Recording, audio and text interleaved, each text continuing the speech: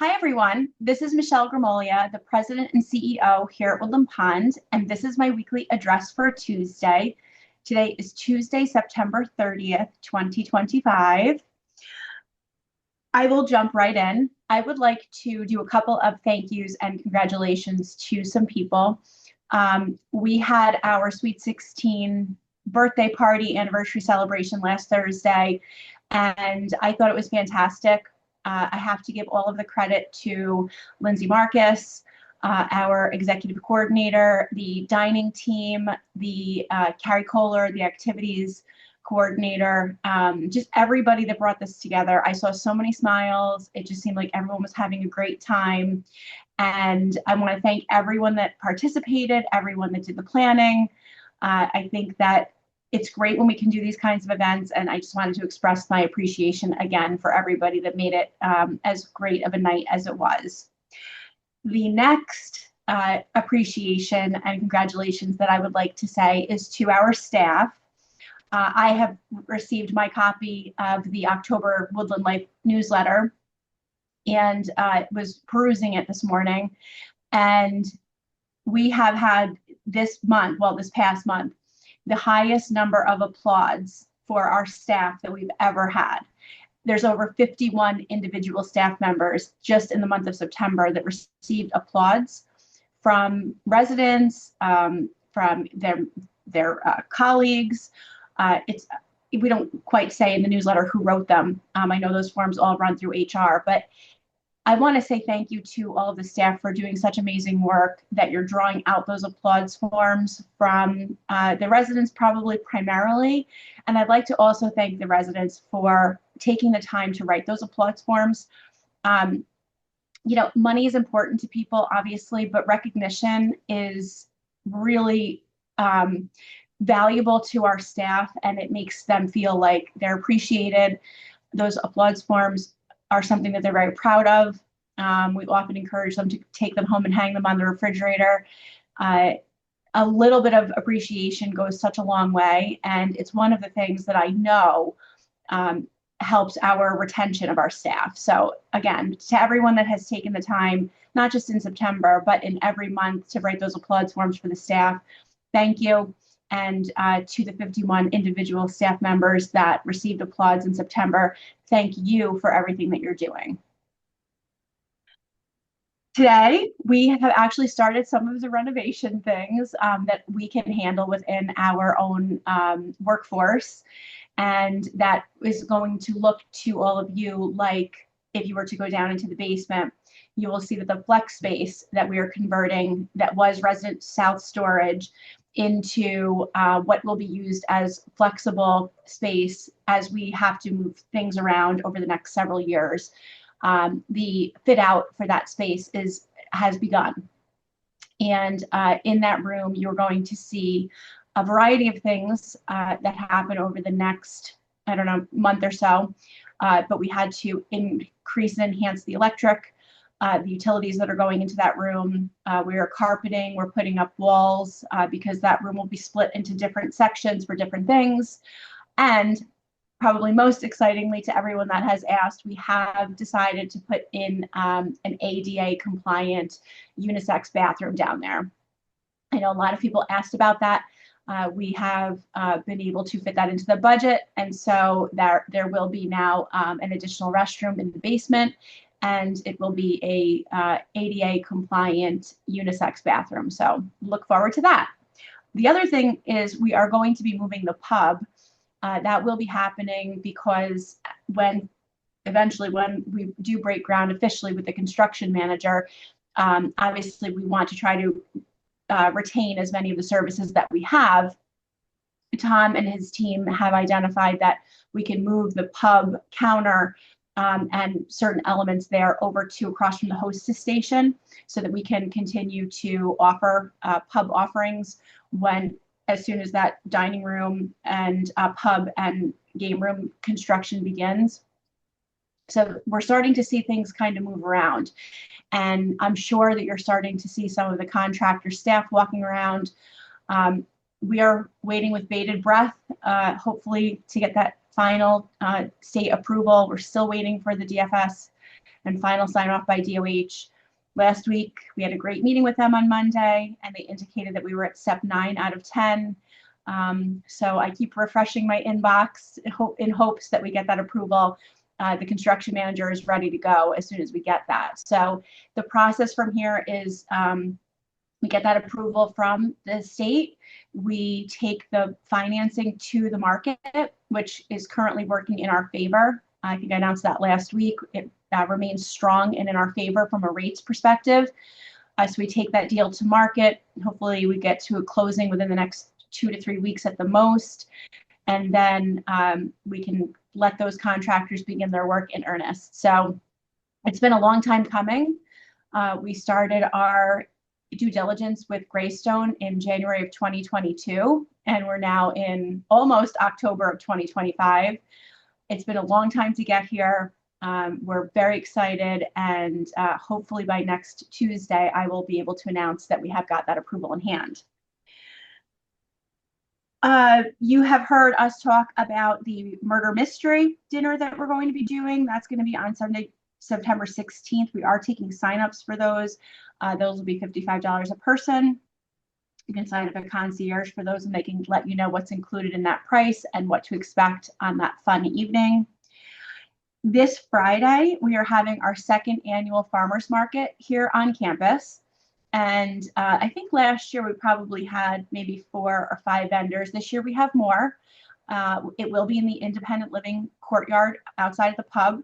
And from what I understand, the vendors are expected to accept cash, checks, and cards, credit cards, as well as probably most have some sort of a cash app like Venmo or something like that. So do please plan on attending that on Friday. I would like to thank some more thank yous. I would like to thank the ad hoc committee of residents that is working on the handbook revision. I know that it is an enormous amount of work. Our exec team has been through their review of the handbook, and it's now sitting in my lap, so to speak, from an exec team perspective. And I think we're up to over 80 pages at this point. You know, it's gotten lengthy. Just the addition of the community gatherings and events policy alone added 5 or 6 pages. So we're trying to condense it a little bit. It's all really important information, but it is an enormous amount of work. And I would like to just, again, thank that ad hoc committee for doing your work to represent the resident requests and those kinds of things. And I think that we are absolutely going to be on target to get the revised handbook out by January 1st, which is our goal. Tomorrow, Cameron Reale, our new Chief Operating Officer, will be starting, and she will be here in the office suite and admin. Terrell and Cameron are now both located in our IT Mecca, which is our server room and support area.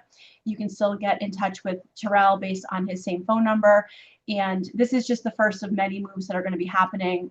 It won't be very long before all of us are displaced into the basement because of construction. But you will see those moves happening, and I know it will take some getting used to, but really important to keep people's phone numbers handy and make sure that you're using them to get in touch with our staff, and then also email addresses. But we will be very much looking forward to welcoming Cameron tomorrow to give me even more time to work on the handbook. Let's see. We had a fantastic meeting yesterday with a woman named Miss Claire, and she had approached, actually, I think Sue Close, who's our health center activities manager, approached Claire one way or another. The two of them got together, and Miss Claire is going to be presenting to Woodland Pond a proposal for bringing 2 programs that will emphasize and honor intergenerational opportunities between very young children, so ages toddler to maybe 5 years old, and our residents, with the focus being on health center residents. There is a program called Kinder Music, and those run in 4-week cycles. And Miss Claire is going to come to Woodland Pond once a week with her participants from her program, which will be a little child and their parent. So it's a parent and me class is what they call it. So the child comes with a parent, and then for an hour or so, they do a bunch of different musical activities. And this will actually take place, these will take place in the great room, most likely. And we're hoping that this will become a weekly calendar event for our residents, particularly we're thinking Garden View, some of the more potentially cognitively impaired residents that we know music speaks to be there and present with the little kids and the parents and the kinder music program. We're really excited about this. And then to add even more of a formalized element to this, we're looking at receiving a proposal from Ms. Claire to actually begin hosting Montessori sessions here that she will run. She's a Montessori teacher, and starting most likely sometime in the spring or maybe early summer of next year, it looks like we're going to be able to be a host site for weekly Montessori classes, or twice a week, I think she said, Montessori classes, again, for that younger preschool age group, where they will do their getting ready for real school, or whatever is on the agenda for their Montessori program for that particular week. Again, this will be providing complete intergenerational access to the children and to the residents. And it's these kinds of programs that I think just make Woodland Pond a very, very special place. And I so appreciate the fact that we have the agency and the autonomy to be able to do this, because we are a single site, not-for-profit operator. You know, we're not dealing with the bureaucracy of places like, you know, New Vance Health or Optum or some of these other larger multi-entity corporations. It gives us so much ability to be nimble and flexible and bring in the programming that we want. And there's going to be more to come on this, but fantastic opportunity. Thank you to Sue for bringing that forward. And Ms. Claire, we look very much forward to welcoming you.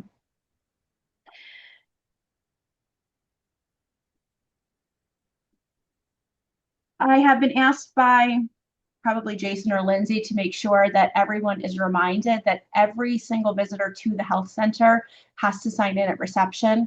That's a requirement of the New York State regulators. And we know that it's inconvenient because we know that you have to go all the way over to reception to sign in. We will be looking at some sort of virtual technology to allow some kind of a sign in that's still regulatorily compliant when we look at the health center renovations. But for now, we sort of have the old analog version. And so we do need everyone to make sure that you're signing in at any time that you're visiting in the health center. Okay, a couple things from the rumor mill or suggestion box.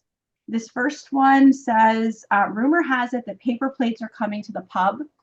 I do know that the Sustainability Committee is definitely making it a priority to try and reduce the use and proliferation of single-use plastics here on campus. There are certain things that we won't be able to avoid because certain things only come and are available in single-use plastic. I'm thinking about things like, you know, individual serving sizes of orange juice that we sell in the pub and those kinds of things. But I know there are active discussions between the dining staff and the Sustainability Committee to reduce use of single-use plastics. And so this would not surprise me at all. The divide between the pet lovers and the pet non-lovers continues in earnest at Woodland Pond. We have had a couple of folks that have sort of raised their concerns about the fact that the pet ponders and Woodland Pond have decided that pets deserve to be honored when they die. And we will be trying to find a happy medium here because, as we know, for those that have pets, in many ways and in many cases, those pets have become their every single day family member. Whereas they may not see, or you may not see your family members every day and have a loving welcome in your home. To our residents that are pet lovers, seeing that little furry pet is definitely equivalent to family for those people. And in many cases, the loss of a pet is more impactful to a lot of our residents than potentially losing a neighbor. This is not to put a value proposition on either or, but we need to figure out a way to sort of recognize that the death of a pet absolutely impacts just about every resident that loses a pet. Oftentimes now, if you're losing a pet, you most likely will not be having another pet. Some of you do get pets again, but very often, not only is it the loss of a pet that you're dealing with, but it's also the loss of the future love and care and purpose that comes along with having a pet, that unconditional love that they give you, the purpose that you get in your life by caring for that pet. So these are actually sort of existential losses that residents are facing.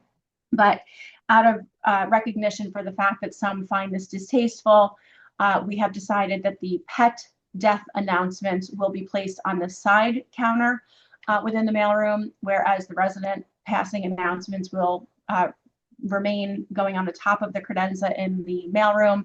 Hopefully that satisfies both sides of this issue, and we're happy to hear from you if it doesn't. The last is somebody indicated who put on MSN news station on the big screen by the hair salon. It was highly offensive to me with 2 exclamation points. I did not even know that that television could hold TV, and I don't know when this happened. In talking to the staff, no one was aware that that had been turned on to a television station at all. But in terms of who selected it or how they did it, we don't know the answer to that question. We don't typically put TV on anywhere. Once in a while, if there's some big event, we will put something on. But typically we don't have like cable on or something like that. So if you have any details about that incident and what happened, just let Jason know or let me know, and we will look into it. And your concern has been documented. That is all that I have for today. I hope you have a great day, and I will see you next Tuesday.